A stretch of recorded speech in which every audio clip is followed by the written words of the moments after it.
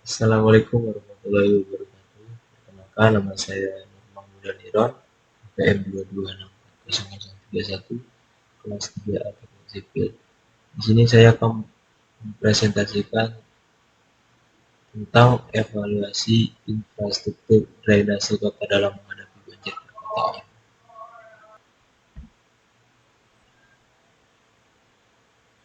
Latar belakang dengan perkara BNT nomor 02 tahun 2012 disebutkan bahwa bencana merupakan suatu peristiwa atau rangkaian peristiwa yang mengancam dan mengganggu kehidupan dan penghidupan masyarakat yang disebabkan oleh faktor alam dan atau faktor non-alam maupun faktor manusia sehingga mengakibatkan timbulnya korban jiwa, kerusakan lingkungan, kerugian harta benda, dan dampak psikologis.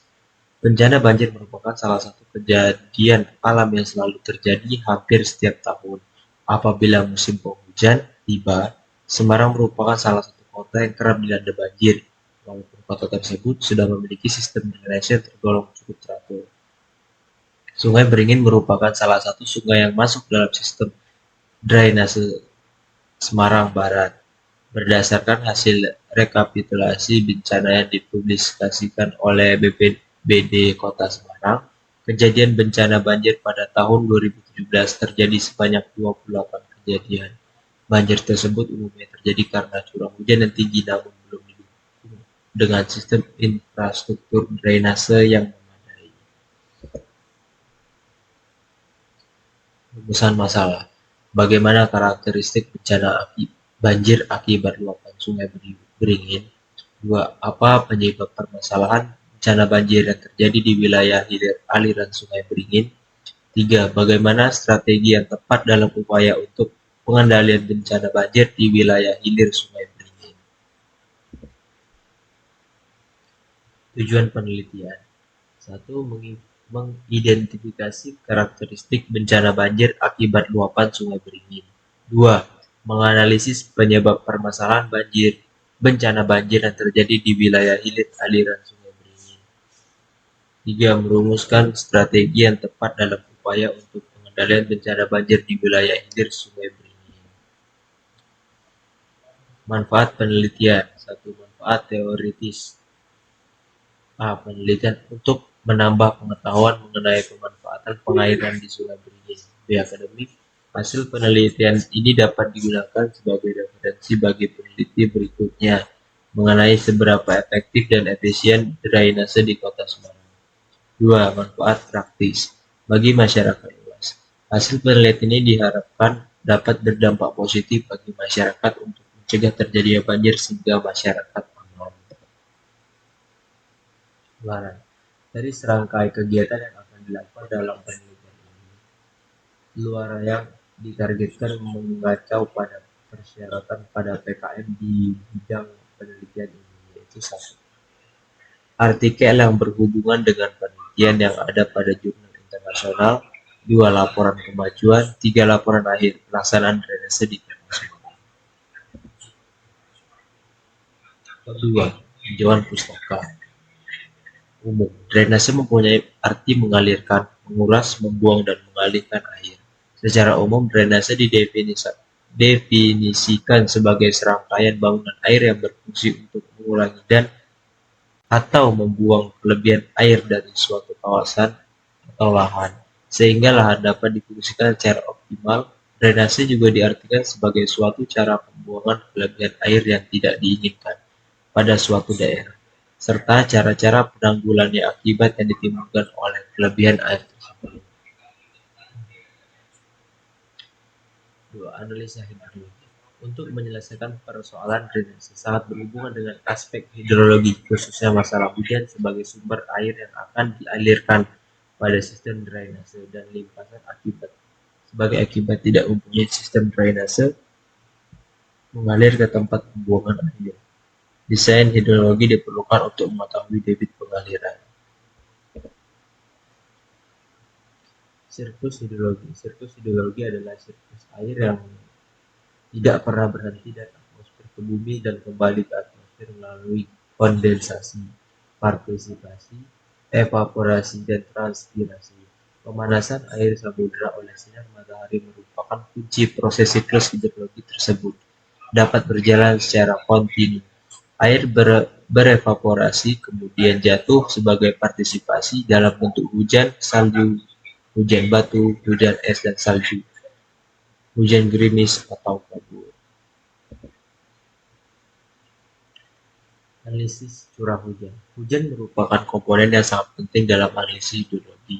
Pengukuran yang hujan dilakukan selama 24 jam baik secara manual maupun otomatis. Dengan cara ini berarti hujan yang diketahui adalah hujan total yang terjadi selama 1 hari.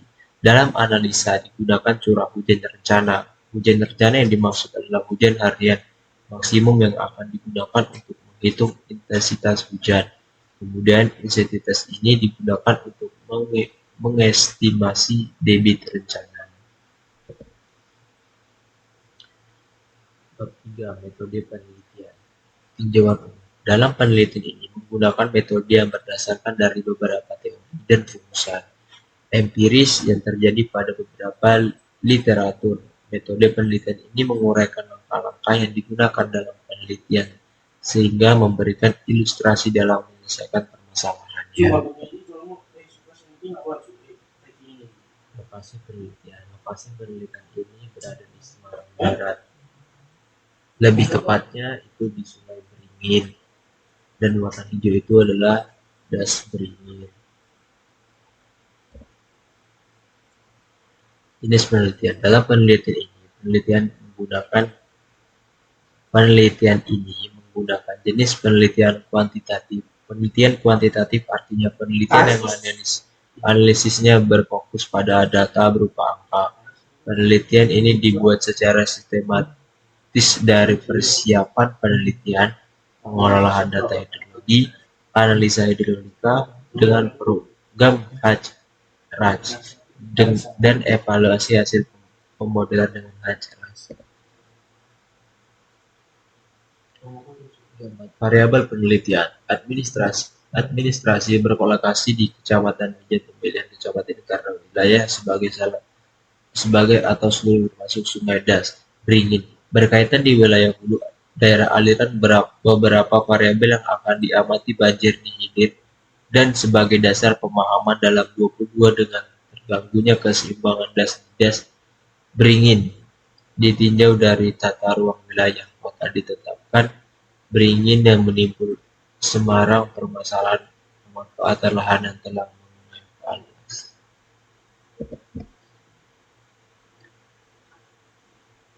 Pengumpulan data.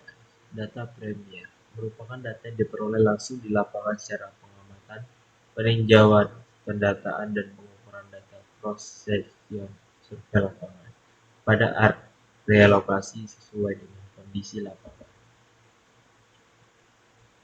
Data sekunder. Data sekunder adalah data yang diperoleh penulis dalam bentuk sudah jadi berupa A. Peta lokasi studi atau peta topografi, B. Data curah hujan, C. Analisa harga satuan pekerja konstruksi, D. Data harga suatu bahan, upah dan sewa alat wilayah Kabupaten